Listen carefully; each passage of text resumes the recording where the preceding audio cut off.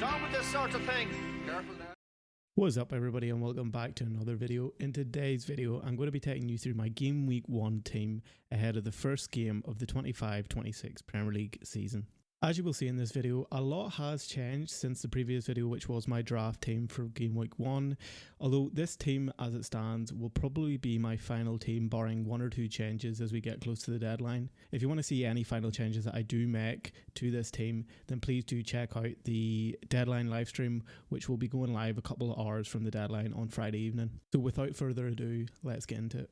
Starting off in nets, we've gone with the same keeper as my draft video. So in nets, we have Kevin Kelleher of Brentford. At 4.5 million, I do think Kelleher is a good option to have. Brentford's first 3 games are Nottingham Forest away, Aston Villa at home, and then Sunderland away. Now, these are 3 good fixtures, all taking place before they meet Chelsea in game week 4. Kelleher is only 4.5 million, and for me and my team, I think it's probably the best option I can go with. I'm not too keen on spending big money on goalkeepers. Yes, you want to pick a goalkeeper that is likely to get clean sheets, but I don't think it's worth breaking the bank on, goalkeepers from Liverpool, City, or even Chelsea, because I just don't think in the long run the money is worth it. So I think at 4.5 million, and with relatively decent fixtures in their first 5 game weeks, I'm going to stick with Kevin Kelleher, and then obviously backup keeper will be the same as the draft video with Dubravka of Burnley. Moving on to my defence, I've decided to go with a back 3 of Cucurella, Virgil van Dijk, and Ezri Konsa of Aston Villa. To be honest, I'm quite happy with this defence. I think it's strong. I've seen a lot of people kind of warn against going for Cucurella. Understandably, at 6 million, he is expensive. I mean, he's the same amount of money as Van Dijk. But I think Cucurella is a great option. Obviously, as a Chelsea fan, I've been watching a lot of the Chelsea games this season, and Cucurella has been picking up some really, really attacking places on the pitch. I think at 6 million, he's a great option for both attacking and defensive contributions. Then obviously Van Dijk, I think you just have to go with a Liverpool defender. Their fixtures are pretty good at the start of the season, and they're just such a strong team. I initially had Bradley in my draft team, but I think for that extra bit of money, I think it's worth going for Van Dijk, who's just going to be absolute set and forget. He's going to be starting almost every game he's fit, and I don't think it's worth risking going for somebody like Bradley or Frimpong just because of the rotation and risk of minutes. And then the final defender obviously is Konsa. Aston Villa's fixtures are great at the start of the season. I think you definitely want to look to try and have a defensive Villa asset in the team. Konsa comes in at only 4.5 million, which in my opinion is an absolute steal when you look at all the other defenders in the game. So those 3 defenders are great options, I think, and I think that is a pretty strong defence. There obviously is an argument for a Palace defender or Tarkowski from Everton, but as things stand, Cucurella, Van Dijk and Konsa is currently my back 3 for game week 1. On to the midfield then, and we have a similar theme in the midfield. We have Salah, Palmer and Malen, all from the same team as the defence. Obviously Salah is arguably a questionable choice. 14.5 million, he is far from cheap, especially when you pair him with 10.5 million Palmer. I think there is an argument to have Wirtz in there instead of Salah, but I think Salah has just proved his worth time and time again in FPL. There was a period of time, especially when Haaland was on absolute fire when he first moved to the Premier League, that you could go without Salah, but I think not having Salah in the team is just a huge risk. It's definitely not a risk I'm looking to take at the start of the season. I'd rather just see how things develop with Salah and have him in the team, because he's going to be on penalties. Liverpool do have strong enough fixtures, especially for how good their team is going to be.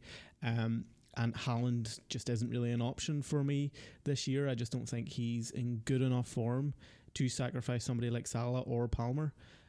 So yeah, Salah's in the team. Obviously Palmer, as a Chelsea fan, it would be remiss of me to not go with Palmer, but I think his form is really good at the minute. Obviously 10.5 million is not cheap, but I think he's going to be making that money back.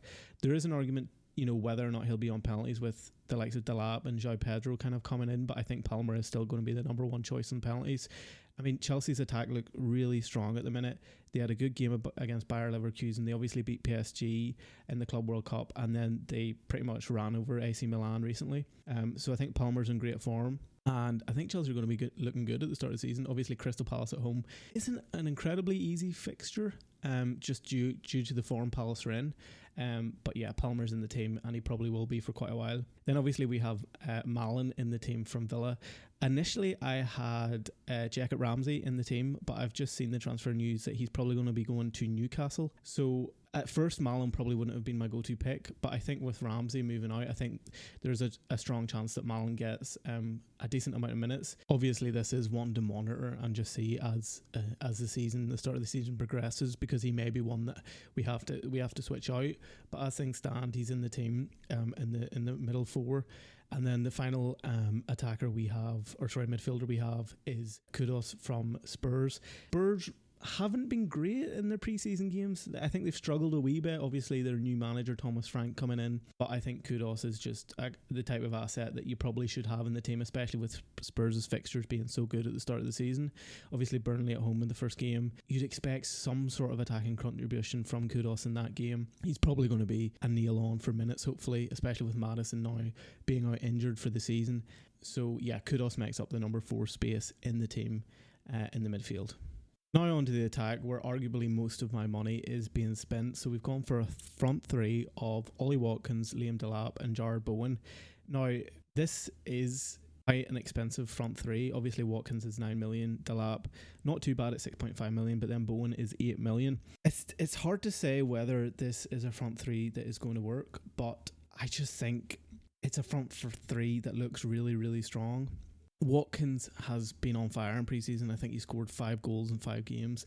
Delap has looked good for Chelsea, and so has Jared Bowen of West Ham. West Ham's fixtures are great. Aston Villa's fixtures are also great. Initially, I had Chris Wood instead of Delap in this front three, but due to funds and kind of other players I need to put in the team, I've took him out and put Delap in. If I had an extra 1 million, I would probably go over João Pedro, because I do want a Chelsea attacker.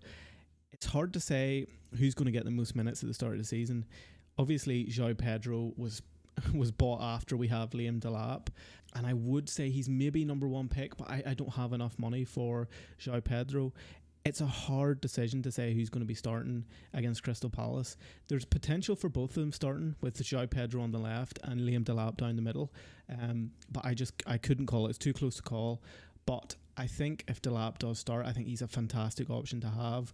To be honest, this front three is probably where we'll see the changes of my team as we get closer and closer to the deadline and potentially get some team news.